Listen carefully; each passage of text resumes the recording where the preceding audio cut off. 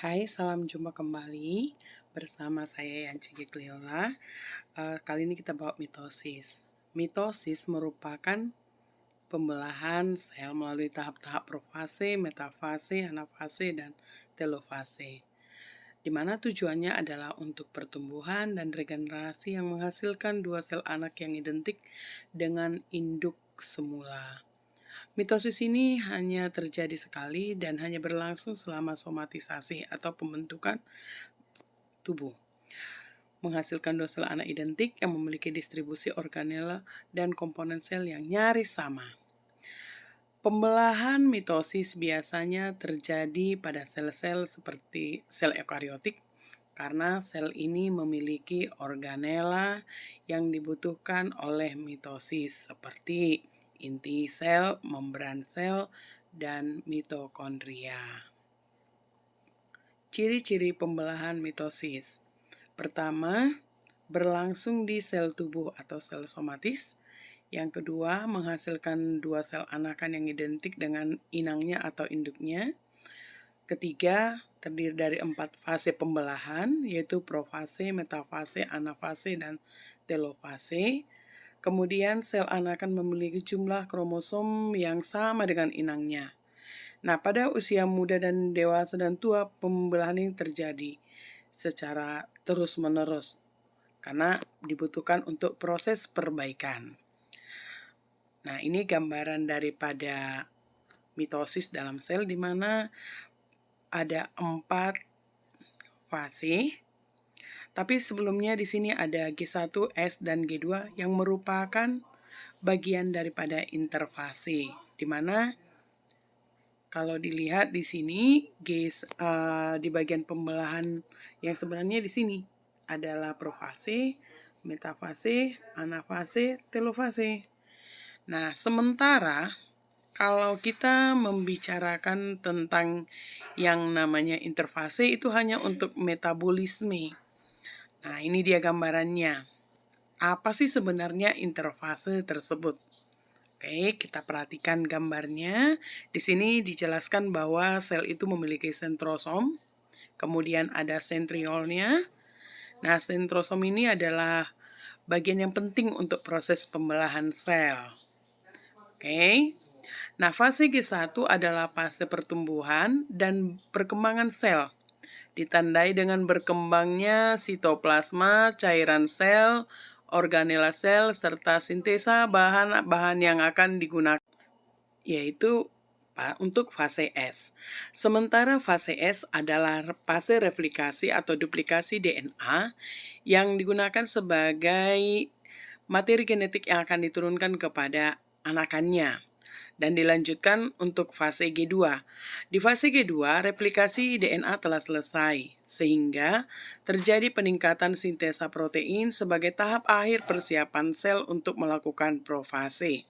Nah, ini tahapan profase di mana sentrosom mengalami replikasi dan berpindah ke kutub-kutub inti sel yang letaknya berlawanan. Nah, ini juga ditandai dengan benang spindle saling tarik-menarik. Nah, benang spindle inilah nanti yang membantu daripada materi inti tersebut saling tarik-menarik.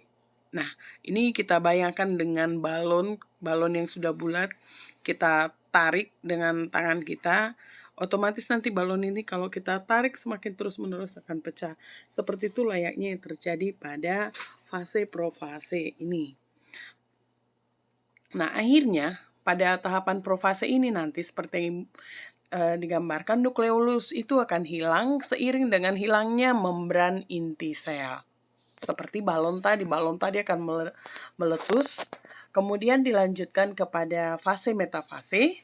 Di sini kita lihat nukleus sudah nggak ada lagi, sehingga masing-masing kinetokor pada sentrosom dihubungkan ke satu sentrosom oleh benang-benang spindel. Kita lihat di sini. Kemudian pasangan kromatid bergerak ke bagian tengah sel atau ke bidang ekuator. Kita lihat di gambar dan membentuk lempeng metafase. Jadi kita lihat dia berada di tengah-tengah. Kemudian yang berikutnya, Kalau kita lihat dari fase metafase ini, benang spindel itu terus menarik seiring dengan adanya sentromer tadi. Nah, dilanjutkan kepada fase anafase, di mana pada tahap anafase kedua kromatid di mana mereka itu identik dari kromosom yang awalnya tergabung di tengah sel, mulai berpisah. Kita lihat di gambar yang di sebelah kiri atas, mereka bergerak ke kutub yang berlawanan karena tarikan daripada spindel tadi. Nah, selama anafase, sel mengalami perubahan bentuk, di mana akan memanjang dan membran selnya mulai mengerut. Ini membantu kromatid yang terpisah mencapai kutub sel yang berlawanan. Jadi sebenarnya sudah hilang ya. Nah, pada fase ini kromosom yang tadinya tergabung dalam bentuk tetrat atau dua pasang kromosom homolog selama fase anafase mulai terpisah menjadi masing-masing kromosom tunggal.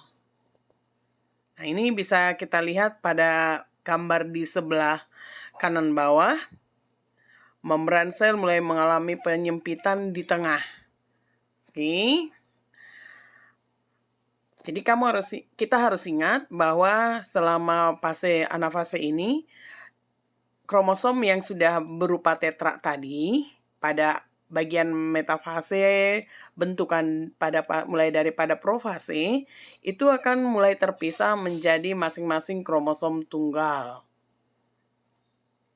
Selanjutnya kita memasuki kepada fase daripada telofase. Nah, kalau untuk yang namanya telofase, ini kita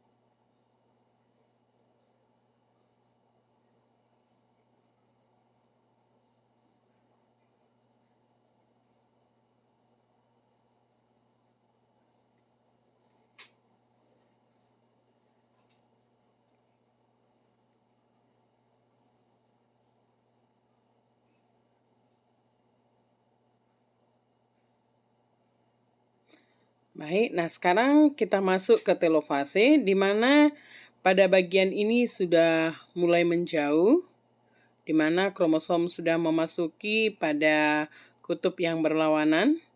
Kemudian sudah mulai terbentuk yang namanya membran inti. Ada terbentuk sekat pemisah di tengah sel dengan bantuan daripada protein pemisah. Kemudian yang berikutnya, untuk bagian ini nanti akhirnya sudah terbentuk inti sel. Kromosom yang sebelumnya terlihat tebal dan terdefinisi mulai menipis dan memanjang menjadi benang-benang yang disebut kromatin. Nah, terjadinya lekukan terhadap membran, plasma, atau proses sitokinesis yang ditandai dengan kariokinesis. Oke, jadi sebenarnya proses daripada sitokinesis terjadi apabila terjadi proses kariokinesis atau pembelahan sel. Sehingga inti sel itu menjadi dua, diikuti oleh pembelahan membran plasma. Baik, nah sekarang kita masuk ke telofase, di mana pada bagian ini sudah mulai menjauh, di mana kromosom sudah memasuki pada kutub yang berlawanan. Kemudian sudah mulai terbentuk yang namanya membran inti. Ada terbentuk sekat pemisah di tengah sel dengan bantuan daripada protein pemisah. Kemudian yang berikutnya, untuk bagian ini nanti akhirnya sudah terbentuk inti sel. Kromosom yang sebelumnya terlihat tebal dan terdefinisi mulai menipis dan memanjang menjadi benang-benang yang disebut kromatin. Nah, terjadinya lekukan terhadap membran plasma atau proses sitokinesis yang ditandai dengan kariokinesis. Oke, jadi sebenarnya proses daripada sitokinesis terjadi apabila terjadi proses kariokinesis atau pembelahan sel. Sehingga inti sel itu menjadi dua, diikuti oleh pembelahan membran plasma. Di sini bisa kita lihat contohnya luka. Luka ini akan menutup nantinya apabila disertai dengan pembelahan sel. Nah, otomatis sel yang terbentuk adalah sel kulit. Karena apa? Karena yang terluka di sini adalah sel tubuh. Sel somatis itu adalah sel tubuh. Nah, kemudian dilanjutkan dengan tumbuhan. Coba silakan dilihat tumbuhan ini. Pertama, biji bertumbuh menjadi tunas, kemudian tunasnya menghasilkan daun, dan daun ini nanti akan semakin besar, tumbuhan ini akan semakin besar dengan akarnya semakin panjang. Kenapa bisa demikian? Otomatis di dalam tubuh tumbuhan terjadi pembelahan sel. Pembelahan sel akan merujuk pertambahan volume sel. Volume sel bertambah akan merujuk kepada bertambah besarnya ukuran tubuh daripada tumbuhan tersebut. Sama halnya dengan manusia. Nah, ini ada bayi yang akan bertumbuh menjadi anak-anak, anak sekolah, usia dewasa, dan kita lihat di sini tulangnya bertambah tinggi. Kenapa? Karena terjadi pembelahan sel pada tulang. Kemudian tubuhnya bertambah lebar karena ada otot, massa ototnya makin banyak. Tetapi kita lihat dia semakin tua, malah kembali semakin pendek. Kenapa? Ingat kembali, kalau kita sudah tua, kita tidak produktif, maka metabolismenya kita turun. Dan metabolisme ini turun otomatis merujuk kepada metabolisme dalam sel. Nah, kalau metabolisme menurun, maka kita lihat di gambar, proses pembentukan materi untuk proses pembelahan sel juga terhambat atau terganggu. Kenapa? Karena metabolismenya manusia proses pembelahan sel juga menurun, yang dirujuk dengan adanya penurunan atau proses osteoporosis. Karena ada osteoporosis, massa tulang kita berkurang, maka akan mengakibatkan tulang kita makin tua, makin memendek. Oke, sehingga demikianlah mengenai proses pertumbuhan. Sedikit tidaknya terima kasih, bermanfaat buat kita. Terima kasih.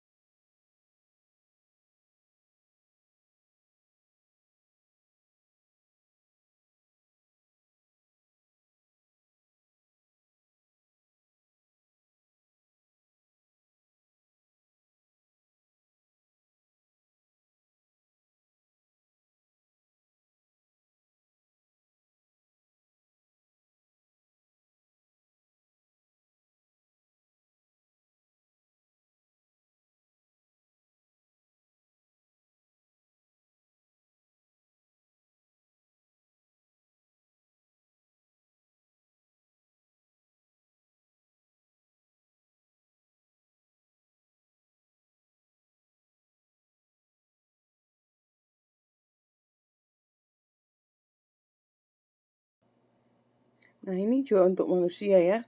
Ini contohnya ada cowok, ada cewek, mulai dari bayi sampai dia dewasa. Kenapa bisa bertambah besar ya? Nah, itu karena adanya pembelahan sel somatis dalam tubuhnya. Nah, kita lihat di gambar, kenapa bisa demikian? Karena ada penyusutan pada sel tulang manusia. Nah, kalau sel tulang semakin menyusut, maka nanti tubuh kita waktu tua itu akan semakin pendek dibandingkan daripada saat kita berusia produktif. Nah, inilah yang bisa dijabarkan mengenai yang namanya mitosis. Jadi kamu harapannya kita dapat memahami dari gambar manusia ini, waktu kita kecil terjadi pertumbuhan atau pembelahan daripada tulang mengakibatkan kita tambah tinggi. Baru tubuh kita semakin besar karena seiring dengan makanan maka otot kita semakin banyak.